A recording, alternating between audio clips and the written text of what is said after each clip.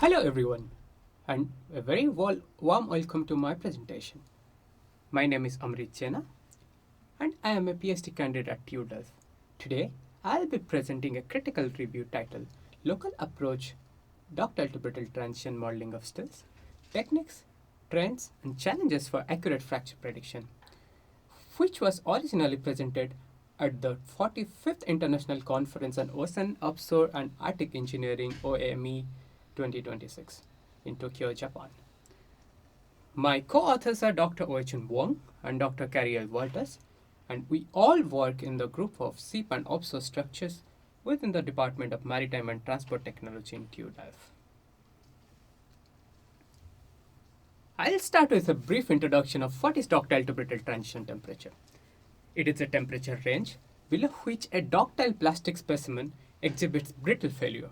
Importantly, there is not a specific or a single temperature. Rather, it's often a range of temperatures spreading over plus minus 10 degrees Celsius.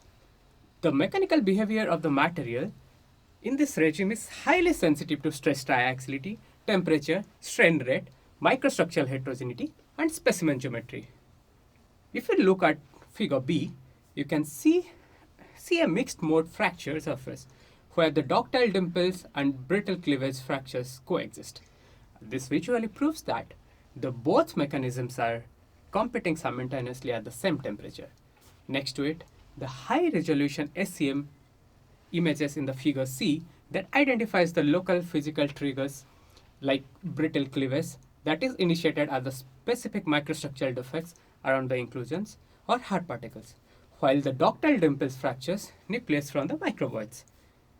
This basically emphasizes that the transition is not just a change in absorbed energy, rather it's a stochastic computation governed by local stress state and the random distribution of the defects and the secondary phases in the matrix. This complex interplay leads to an unpredictable scatter and making the global parameter insufficient for the structural design. Now we'll discuss a bit of why this ductile to brittle transition modeling is important and its applications. Currently, most of the existing ductile to brittle transition models are either phenomenological or empirical. Even though some of these models are physically motivated, but the parameters are still calibrated as an empirical fitting parameters into the model. When the model parameter often treated as a geometry dependent variables rather than a true intrinsic material constant, which limits the transferability of these model parameters across geometries and different loading conditions. And it becomes even more critical for the modern high performance engineering materials such as using recycled steels for sustainable infrastructures, nickel-based superalloys for turbine blades, high alloy grades, and high strength low alloy steels, etc. Like what is common in all of them is like they all have a complex microstructural heterogeneity, and that governs and that results in respective failure process. In these advanced materials, the failure process is governed by the specific local features in the microstructure, such as grain size distribution, inclusion densities, which the current continuum model struggles to resolve. So our goal is to move beyond this reverse engineering microscopic test and adopt a local approach where the models are microstructurally informed to reach a more mechanistically grounded transferable predictions. Yeah, so what is the physics behind this local approach? Basically, the local approach evaluates the fracture from the local stress-strain state. It moves away from the global matrix to evaluate the fracture using the exact local state of stress and strains within the fracture procession. Within this specific zone of ductile to brittle transition regime, we must account for two competing physical phenomena. Like first, ductile damage, which is characterized by the microvoid nucleation, growth, and coalescence, and it is deterministic in nature. As you can see, the sketch is illustrated in figure A. And the second is the cleavage fracture model, which is governed by crack initiation and propagation, and it's a stochastic weakest link phenomena, uh, as sketched in figure B. So our ultimate goal is to couple this ductile void evolution with the brittle weakest link physics to predict a full ductile to brittle transition curve without the need of a extensive geometry specific testings. Figure C, which illustrates the different fracture initiating sites in the matrix. Investigating one of these sites reveals that it is a niobium concentrated inclusion that is responsible for the fracture initiation. However, the observed fracture toughness is not a single deterministic value based on the theoretical strength of the niobium. Instead, we see a significant scatter of different CTOD values measured from the toughness test, as you can see in the figure D. So these scatter proves that the failure depends on a probabilistic microstructural features, whether a critical stress reaches to the specific defects within a specific volume. So this precisely why this local stochastic framework is essential for accurate fracture prediction.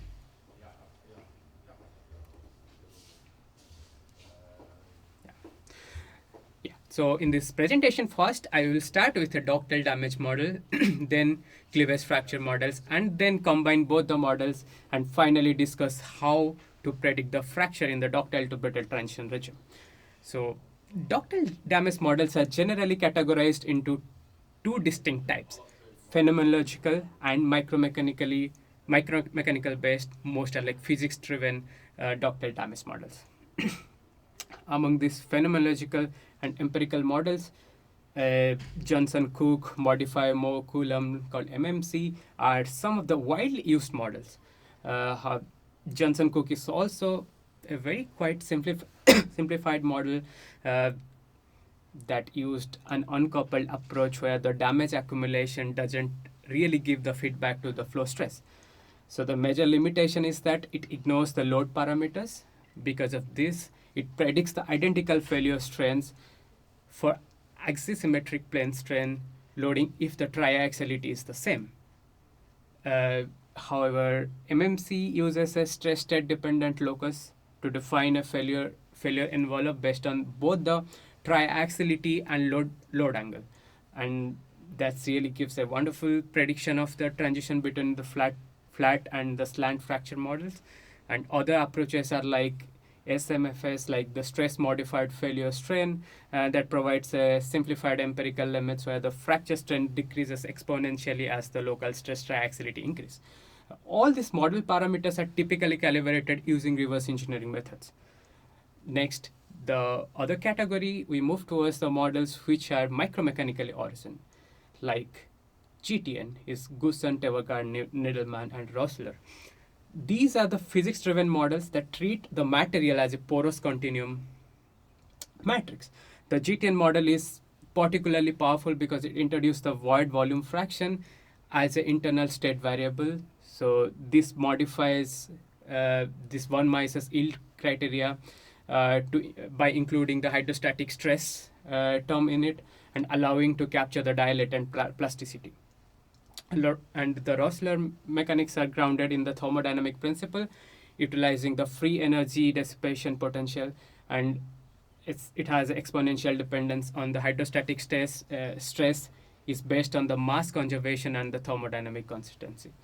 So crucially, both these micromechanical models track progressive subtending, which is one of the major advantages over the other phenomenological or empirical models. As you can see in the micrograph A, these micromechanically inspired or physics-driven models try to correlate the continuum variables such as like stress triaxiality, load parameters, and plastic strengths to the resultant evolution of the microstructural features involved in the fracture mechanism, like voids and inclusions present in the matrix. Yeah, to summarize the models we have discussed, the key to have a better predictive predicting ductile damage models involves like stress triaxiality, load parameters, and a physics-based constitutive law that tracks the progressive subtending. Among the model reviews in the recent literatures, the improved GTN model, specifically the versions with shear modified extension, emerges one of the most reliable framework because by integrating the load parameters, this formulation overcomes the limitation of the classical GTN model for the shear dominated void evolution in the low stress triaxiality zones. So it fulfills all these requirements, tracking progressive subtending by treating porosity as internal variables that directly affects the yield surface. And the major gap identified in the existing ductile damage models are like in the upper self-scatter, the transition regime complexity is not adequately captured by these non-transferable phenomenological and empirical models. And the solution will be to adopt physics-based models like GTN and Rossellus. However, the Rossellus has still the limitation of not including these load parameters that predicts the damage evolution in low stress triaxiality, and that must be linked. These models must link the parameters to the microstructural features to enable a better mechanistically grounded and transferable prediction of the materials. Yeah, coming now to the cleavage models, cleavage fraction models. So they can be broadly divided into two groups. Like first, one of the group of models like very simplified deterministic threshold based models, and the second is a statistical stochastic weakest link models. The first group includes like point stress or strain criteria and RKR models that is based on a maximum principal stress over a finite process shown, but it's a threshold single stress value, and both assumes the stochastic nature of the cleavage fracture model as a simplified single point failure criteria that violates the physics of the cleavage fracture initiation, as we have already discussed in some of the past slides. As you can see in the figure A and B, there are multiple crack initiation sites, and yeah, so if we assume like the models to be a single threshold value, that violates the physics of the physics and the nature of the cleavage fracture model. The second group is more physically meaningful one, like statistical stochastic model, and the Bermin model is one of the most popularly used cleavage fracture models, kind of used as a benchmark for capturing the scattered by Oibel stress distribution and integration over a fracture process shown volume. Then we have even more physically motivated multivariate model, which goes one step further by explicitly modeling the sequential mechanism. First, crack initiation at the hard particles of the inclusions, as you can see in the figure C and D. Second, the propagation across the particle grain interface, and the third is the propagation across the grain boundary. So this allows us to link the failure directly to the measurable features like grain size, particle size in the microstructure. The main takeaway of this is weakest link cleavage emerges from microstructural heterogeneity, not from a single critical stress threshold value. So that we should be mindful while choosing a cleavage model for our fracture prediction. Yeah, to summarize, the first two approaches are like kind of oversimplified deterministic models, and that violates the physics of the weakest link cleavage, and the Bermin model remains the most widely used probabilistic framework for the cleavage fracture, but its parameters are still typically calibrated empirically. Therefore, the current research direction is shifting towards microstructurally informed multivariate models. Yeah, and the key gap identified in the Bermin model is, even though the Bermin model captures the weakest link scatter, its reliance on a single homogenized barrier fails to capture the complex temperature variation in the lower self regime. So that's why the field is moving towards microstructurally informed multivariate models that includes the explicit microstructural barriers for the cleavage crack initiation and propagation, and that usefully captures the scatter and the size effects. Yeah. Now, to couple both the models, so the major coupling challenge starts with the fundamentally different nature of these two models, the local ductile damage and volume integrated brittle cleavage model. The ductile damage model is updated locally and deterministically, and element deletion is triggered when a single localized failure criteria is fulfilled. In contrast, the cleavage requires a Weibull stress integration over a fracture process shown to capture the weakest link scatter and evaluate the probability of the failure. So this different length scales and the failure description is exactly why the coupling of two mechanisms is non-trivial. Yeah, these are the current coupling strategies and their corresponding degrees of coupling. So starting with a sequential approach, the ductile simulation is run first to compute stress strain field for the stable crack growth, and then Borman probability of the probability of the cleavage is calculated in the post-processing steps. So there is no mechanical feedback between these two models, as we are calculating the probability of cleavage in a post-processing steps. So the cleavage calculation doesn't influence the evolving ductile crack. So the parallel and the next kind of strategy is the parallel check approach. Evaluates both the criteria simultaneously during the simulation, and elements are deleted when either the ductile or cleavage failure criterion is reached. However, the element-wise cleavage can oversimplify the stochastic weakest link process into a deterministic event. The third and more advanced promising approach is the interactive approach. It is more physical because the mechanisms can influence each other.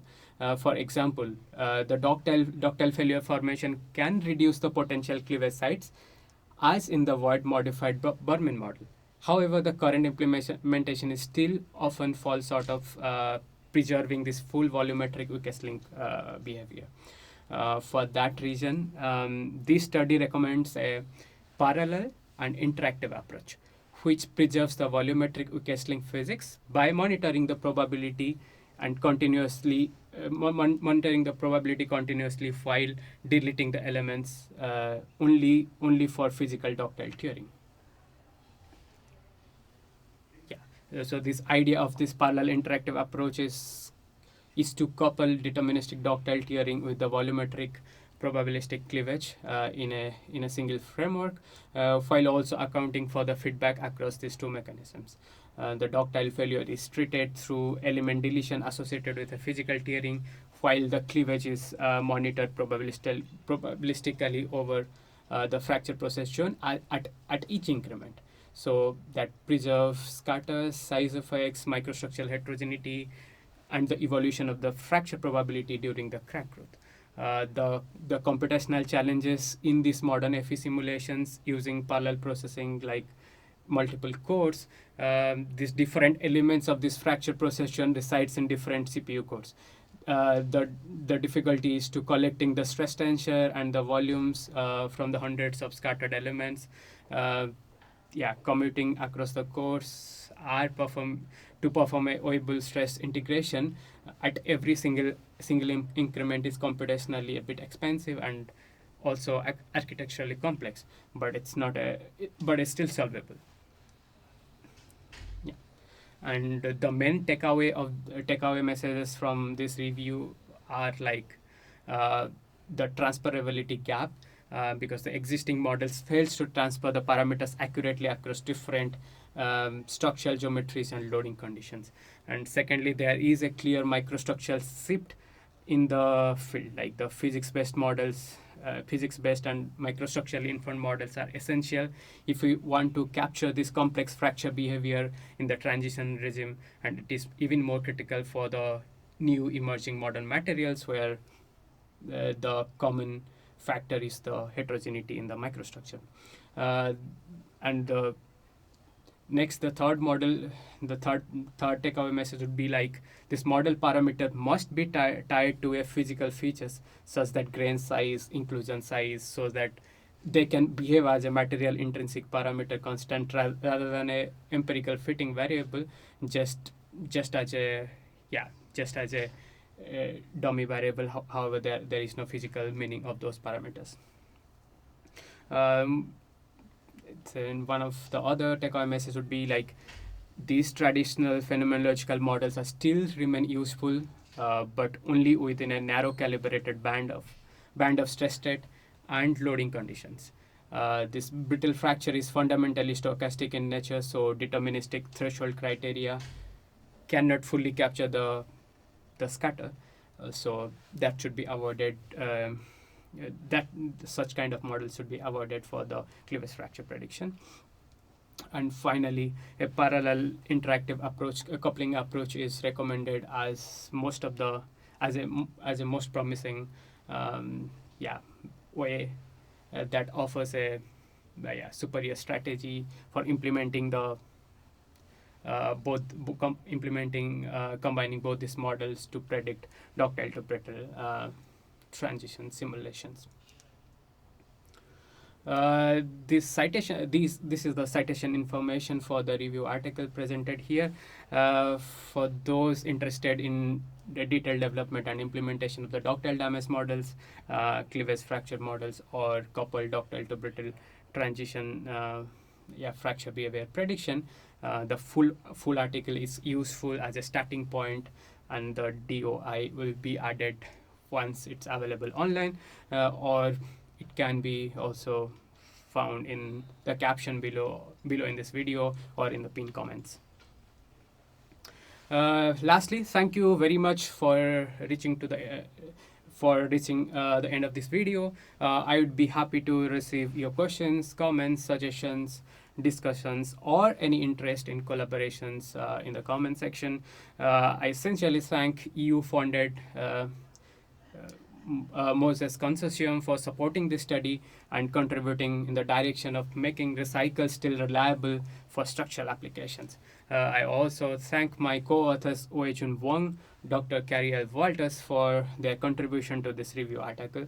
And within my PhD, I will continue developing GTN ductile damage model and multi-barrier cleavage fracture models for ductile to brittle transition, with a stronger focus on physically meaningful material parameters.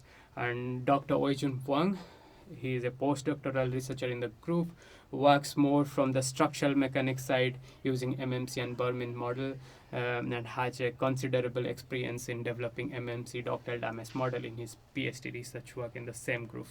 And we both work with Dr. Carrie L. Walters, Associate Professor and Head of the SIP and Observe Group at TU Delft. And you are warmly welcome to all the collaboration opportunity or scientific discussion on individual fracture mechanics model or combining them to a ductile to brittle transition fracture prediction framework. And